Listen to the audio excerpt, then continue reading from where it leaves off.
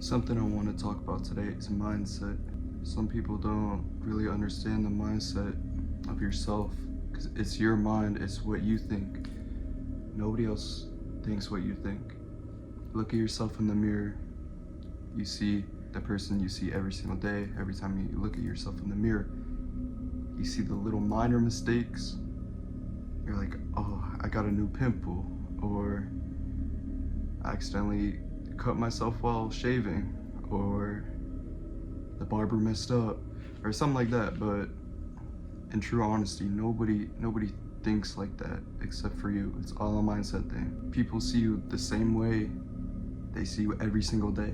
If someone's going through a rough time and they always think someone, or like everybody in the world hates them, or everybody's out to get me, just because you have one situation, one person that doesn't like you, does not mean everybody's out to get you. That does not mean people are out there to try to kill you or something like that. It's all a mindset thing. It's what you think. It's not what the true reality is. The reality is so separate from what your mind thinks. If you're in a situationship with someone and you start to get like red flags or little hints of something going on behind the scenes, your mind is gonna create a picture, an image of what you think is happening. Whether if that actually is happening or not, your mind is just gonna assume things, either because of stuff you've been through before or you need something to hold on to. Because when you see those hints, those red flags, and you think that person is with someone else, my partner is with someone else, or you don't feel the same connection with your partner anymore, you think they might be out doing something else. That's what your mind thinks. Your mind wants to hold on to something because it has nothing to hold on to right now. It has no information. You have no information on what your partner is doing behind your back. They could be doing amazing stuff behind your back. They could be doing horrible things behind your back. It's just a mindset thing. You always got to think of the most realistic thing. If you do see red flags with someone that you're talking to, or boyfriend, girlfriend, any of that, talk to them about it. Do not assume anything. Do not come after them. Do not start arguments with them just because your mind is associating a TikTok repost, a Snapchat story, Instagram notes, something like that. Don't assume that they're always doing something bad to you. Always think of the best outcome. What if they are doing that behind your back? For me, for telling you guys, very cliche, focus on yourself. It helps the most. Don't focus on the other person. Don't stress about something you cannot control. If something did happen or anything like that, there's nothing you could do.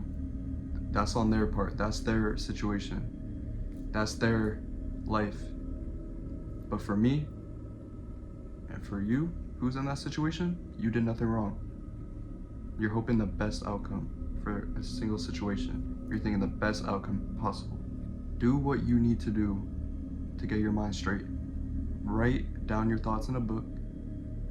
You can work out, lift weights, cardio, exercise really helps. Waking up really early helps a lot too.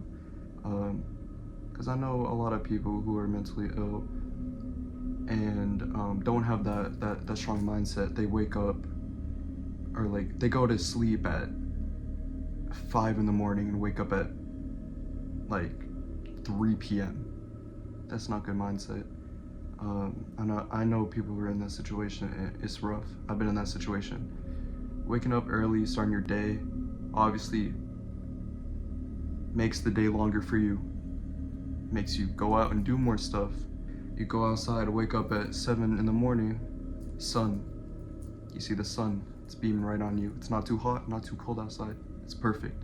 From my experience, what I do is I write all my thoughts into a book. I write down good thoughts and bad thoughts that my mind is creating an image. Those exact images my mind is making, I put it into a book, and I have a physical copy of the book, and I'm willing to release that once I'm finished, but I'm not gonna rush anything. I'm gonna take my time on this. It's a real goal of mine to finish this. I'll talk about all topics in the book, love, depression, healing, hope, faith, God, everything you need to know, advice, questions, all of that is just in that book. And I'm willing to release that. It's not just for me, it's for anybody going through similar situations. Because when I was going through my own situations, I wanted that support. I have friends that support me, I have family that support me, but I wanted that other person, specifically another person that agrees with me and knows what I'm experiencing, and maybe even experience similar situations because they know how I feel and the way I go about. Say you have a situation with someone, like a friend or a lover or something, back then, and then you're friends or you're in love with someone new, and you carry that habit of that last friend or last relationship and hope the same thing never happens again. You hope, okay, I hope this new person that I'm talking to understands. I hope they know what I'm going through, and I hope they know what I like and I want in a real relationship, and not something that happened earlier on, something you're trying to move on from.